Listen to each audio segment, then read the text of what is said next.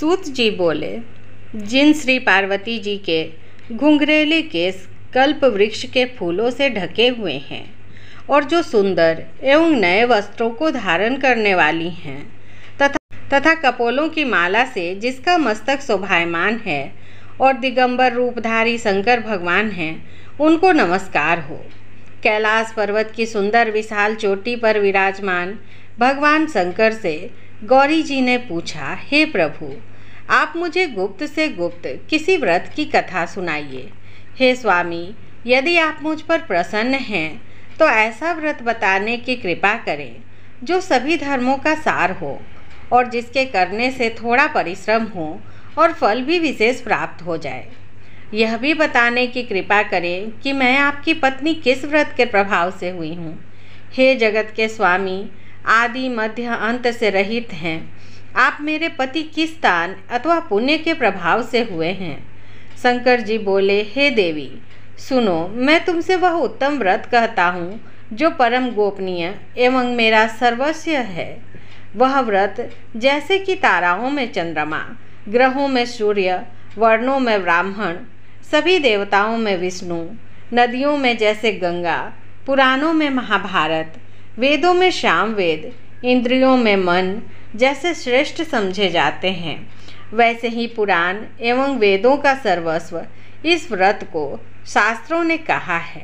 इसे एकाग्र मन से श्रवण करो। इसी व्रत के प्रभाव से ही तुमने मेरा अर्धासन प्राप्त किया है। तुम मेरी परम प्रिया हो, इसी कारण यह सारा व्रत मैं तुम्हें सुनाता हूँ। भादो का महीना हो, शुक्ल पक्ष की तृतीया तिथि हो, हस्त नक्षत्र हो, उसी दिन इस व्रत के अनुष्ठान से मनुष्यों के सभी पाप भस्मीभूत हो जाते हैं। हे देवी, सुनो, जिस महान व्रत को तुमने हिमालय पर्वत पर धारण किया था, वह सब का सब पूरा वृतांत मुझसे श्रवण करो। श्री पार्वती जी बोली, भगवान, वह सर्वोत्तम व्रत मैंने किस प्रकार किया था, यह सब हे परमेश्वर मैं आपसे सुनना चाहती हूँ। शिव जी बोले, हिमालय नामक एक उत्तम महान पर्वत है। नाना प्रकार की भूमि तथा वृक्षों से वह शोभायमान है। अनेकों प्रकार के पक्षी वहाँ अपनी मधुर बोलियों से उसे शोभायमान कर रहे हैं एवं चित्र विचित्र मृगादिक पशु वहाँ विचरते हैं। देवता, गंधर्व, सिद्ध, चारण एवं गुह्यक प्रसन्न होकर वहाँ घूमते रहते हैं। गंधर्व जन गायन करने में मग्न रहते हैं। नाना प्रकार की वैदुर्य मणियाँ तथा सोने की ऊंची ऊंची चोटियों रूपी भुजाओं से आकाश पर लिखता हुआ दिखाई देता है।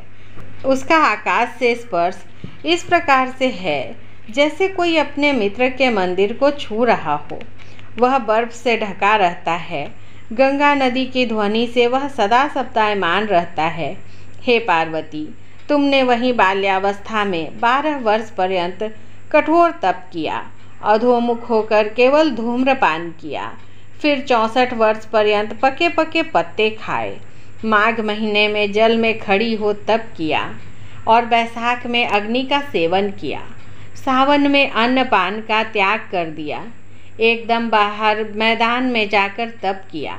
तुम्हारे पिताजी तुम्हें इस प्रकार के कष्टों में देखकर घोर चिंता से व्याकुल हो गए। उन्होंने विचार किया कि यह कन्या किसको दी जाए।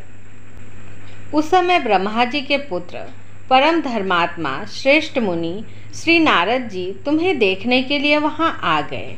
उन्हें आर्द्य आसन देकर हिमाचल ने उनसे कहा, हे श्रेष्ठ मुनि, आपका आना शुभ हो।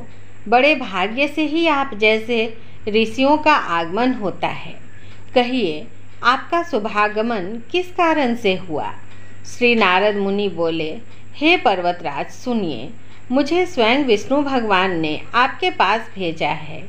आपकी यह कन्या रत्न है। किसी योग्य व्यक्ति को समर्पण करना ही उत्तम है। संसार में ब्रह्मा, इंद्र, शंकर इत्यादि देवताओं में वासुदेव श्रेष्ठ माने जाते हैं। उन्हें ही अपनी कन्या देना उत्तम है। मेरा तो यही सम्मति है।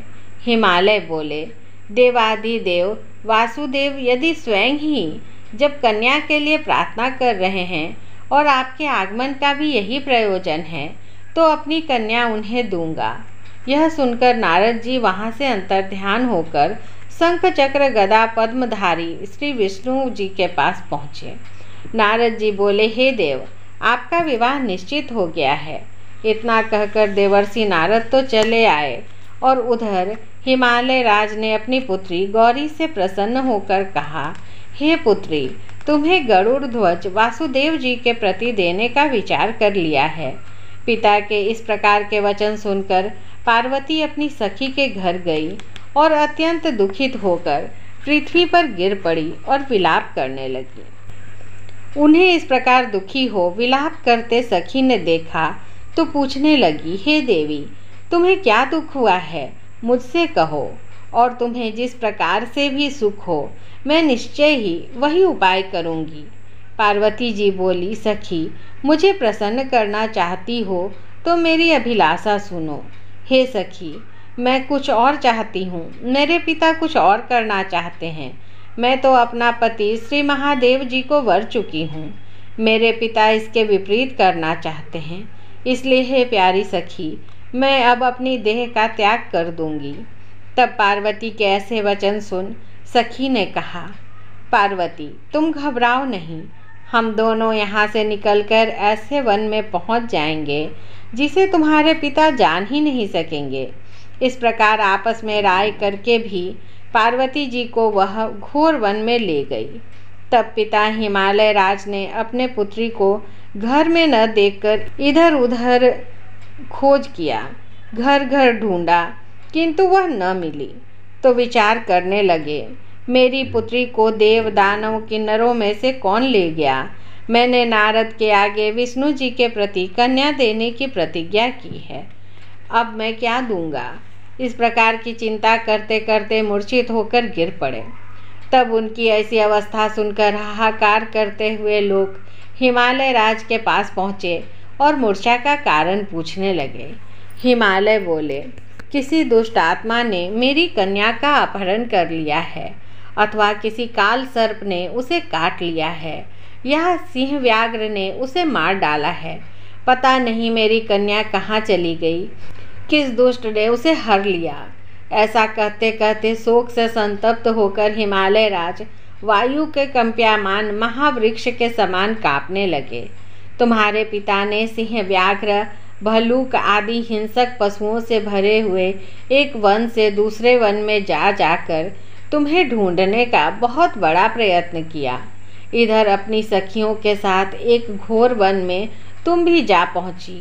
वहाँ एक सुंदर नदी बह रही थी और उसके तट पर बड़ी गुफा थी जिसे तुमने देखा, तथा अपनी सखियों के साथ तुमने उस गुफा में प्रवेश किया। खाना पीना त्याग करके वहाँ तुमने मेरी पार्वती युक्त बालुका लिंग स्थापित किया। उस दिन भादो मास की तृतीया थी, साथ में हस्त नक्षत्र था। मेरी अर्चना तुमने बड़े प्रेम से आरंभ की, बाजों तथा गीतों के साथ रात को जागरण भी किया। इस प्रकार तुम्हारा परम श्रेष्ठ व्रत हुआ। उसी व्रत के प्रभाव से मेरा आसन हिल गया। तब तत्काल ही मैं प्रकट हो गया। वहाँ जहाँ तुम सखियों के साथ थी, मैंने दर्शन देकर कहा कि हे वरानने, वर मांगो। तब तुम बोली, हे देव महेश्वर, यदि आप प्रसन्न हो तो मेरे स्वामी बनिए। जब मैंने तथास्तु कहा, फिर वहाँ से अंतर्ध्यान होकर कैलाश पर पहुँचा। इधर जब प्रातः काल हुआ तब तुमने मेरी लिंग मूर्ति का नदी में विसर्जन किया। अपनी सखियों के साथ वन में प्राप्त कंद मूल फल आदि से तुमने पारण किया। हे सुंदरी, उसी स्थान पर सखियों के साथ तुम सो गई। हिमालय राज तुम्हारे पिता भी उस घोर वन में आ पहुँचे। अपना खाना पीना त्याग कर वन में चारों ओर तुम्हें ढूंढने लगे। नदी के किनारे 2 कन्याओं को सोता हुआ उन्होंने देख लिया और पहचान लिया। फिर तो तुम्हें गोद में उठाकर लेकर तुमसे कहने लगे कि हे पुत्री, सिंह व्याघ्र आदि पशुओं से पूर्ण इस घोर वन में क्यों आई। तब श्री पार्वती जी बोली, पिताजी सुनिए, आप मुझे विष्णु को देना चाहते थे। आपकी यह बात मुझे अच्छी न लगी, इससे मैं वन में चली आई। यदि आप मेरा विवाह शंकर के साथ करें तो मैं घर चलूँगी, नहीं तो यहीं रहने का मैंने निश्चय कर लिया है। तब तुम्हारे पिता ने कहा कि एवं अस्तु, मैं शंकर के साथ ही तुम्हारा विवाह करूँगा। उनके ऐसा कहने पर ही तब तुम घर में आई। तुम्हारे पिताजी ने तब विवाह विधि से तुमको मुझे समर्पित कर दिया। हे पार्वती, इसी व्रत का प्रभाव है जिससे तुम्हारे सौभाग्य की वृद्धि हो गई। अभी तक किसी के सम्मुख मैंने इस व्रतराज का वर्णन नहीं किया। हे देवी, इस व्रतराज का नाम भी अब श्रवण कीजिए, क्योंकि तुम अपनी सखियों के साथ ही इस व्रत के प्रभाव से हरित गई। इस कारण इस व्रत का नाम हरितालिका हुआ। पार्वती जी बोली, हे प्रभु, आपने इसका नाम तो कहा, कृपा करके इसकी विधि भी कहिए। इसके करने से कौन सा फल मिलता है, कौन सा पुण्य लाभ होता है और किस प्रकार से कौन इस व्रत को करे। ईश्वर बोले, हे देवी सुनो, यह व्रत सौभाग्यवर्धक है। जिसको सौभाग्य की इच्छा हो वह यत्नपूर्वक इस व्रत को करे। सबसे प्रथम वेदी की रचना करें, जिसमें 4 केले के खंभ रोपित करें, चारों ओर बंधनवार बांधें, ऊपर वस्त्र बांधें, विविध रंगों के और भी वस्त्र लगाएं। उस मंडप के नीचे की भूमि को अनेकों चंदन आदि सुगंधित जल द्वारा लीपें, शंख मृदंग आदि बाजे बजवाएं।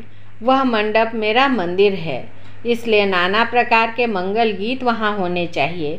शुद्ध रेती का मेरा लिंग श्री पार्वती के साथ ही वहाँ स्थापित करें। बहुत से पुष्पों के द्वारा गंध धूप आदि से मेरा पूजन करें। फिर नाना प्रकार के मिष्ठान आदि और नैवेद्य समर्पित करें और रात को जागरण करें। नारियल, सुपारी, मौसमियाँ, नींबू, बकुल, बीजपुर, नारंगियाँ एवं और भी ऋतु अनुसार बहुत से फल, उस ऋतु में होने वाले नाना प्रकार के कंदमूल, सुगंधित धूप, दीप आदि सब लेकर इन मंत्रों द्वारा पूजन करके चढ़ावें।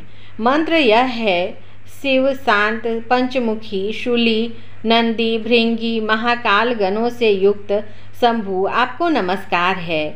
शिवा शिव प्रिया प्रकृति सृष्टि हेतु श्री पार्वती सर्वमंगला स्वरूपा शिव रूपा जगत रूपा आपको नमस्कार है। हे शिवे नित्य कल्याणकारिणी जगदम्बे शिव स्वरूपे आपको बारंबार नमस्कार है। आप ब्रह्मचारिणी हो, जगत की धात्री सिंह वाहिनी हो, आपको नमस्कार है। संसार के भय संताप से मेरी रक्षा कीजिए। हे महेश्वरी पार्वती जी, जिस कामना के लिए आपकी पूजा की है हमारी वह कामना पूर्ण करें। राज्य सौभाग्य एवं संपत्ति प्रदान करें। शंकर जी बोले, हे देवी, इन मंत्रों तथा प्रार्थनाओं द्वारा मेरे साथ तुम्हारी पूजा करें और विधि पूर्वक कथा श्रवण करें। फिर बहुत सा अन्नदान करें। यथाशक्ति वस्त्र स्वर्ण गाय ब्राह्मणों को दें एवं अन्य ब्राह्मणों को भूयसी दक्षिणा दें। स्त्रियों को भूषण आदि प्रदान करें। हे देवी, जो स्त्री अपने पति के साथ भक्ति युक्त चित्त से सर्वश्रेष्ठ व्रत को सुनती तथा करती हैं, उसके सभी पाप नष्ट हो जाते हैं। 7 जन्मों तक उसे राज्य की प्राप्ति होती है, सौभाग्य की वृद्धि होती है। और जो नारी भादों के शुक्ल पक्ष की तृतीया के दिन व्रत नहीं धारण करती, आहार कर लेती है, वह 7 जन्मों तक जन्म जन्म में विधवा हो जाती है, दरिद्रता पाकर अनेकों कष्ट उठाती है, उसे पुत्र शोक छोड़ता ही नहीं। और जो उपवास नहीं करती वह घोर नरक में पड़ती हैं। अन्न के आहार करने से उसे सुकरी का जन्म मिलता है, फल खाने से वानरी होती है, जल पीने से जोंक होती है, दुग्ध के आहार से सर्पिनी होती है, मांसाहार से व्याघ्री होती है, दही खाने से बिल्ली होती है, मिठाई खा लेने पर चींटी होती है, सभी वस्तुएं खा लेने पर मक्खी हो जाती है, सो जाने पर अजगरी का जन्म पाती है, पति के साथ ठगी करने पर मुर्गी होती है। शिव जी बोले, इसी कारण सभी स्त्रियों को यत्नपूर्वक सदा यह व्रत करते रहना चाहिए। सोने तांबे एवं बांस से बने अथवा मिट्टी के पात्र में अन्न रखें, फिर फल, वस्त्र, दक्षिणा आदि सब श्रद्धापूर्वक विद्वान श्रेष्ठ ब्राह्मण को दान करें। उनके अनंतर पारण अर्थात भोजन करें। हे देवी, जो स्त्री इस प्रकार सदा व्रत किया करती है वह तुम्हारे समान ही अपने पति के साथ इस पृथ्वी पर अनेक भोगों को प्राप्त करके सानंद विहार करती हैं और अंत में शिव का सानिध्य प्राप्त करती हैं। इस कथा के श्रवण करने से 1000 अश्वमेघ एवं 100 वाजपेय यज्ञ का फल प्राप्त होता है। श्री शिव जी बोले, हे देवी, इस प्रकार मैंने आपको इस सर्वश्रेष्ठ व्रत का महात्म्य सुनाया है, जिसके अनुष्ठान मात्र से करोड़ों यज्ञ का पुण्य फल प्राप्त होता है। इति श्री भविष्योत्तर पुराणे हरगौरी संवादे हरितालिका व्रत कथा समाप्त।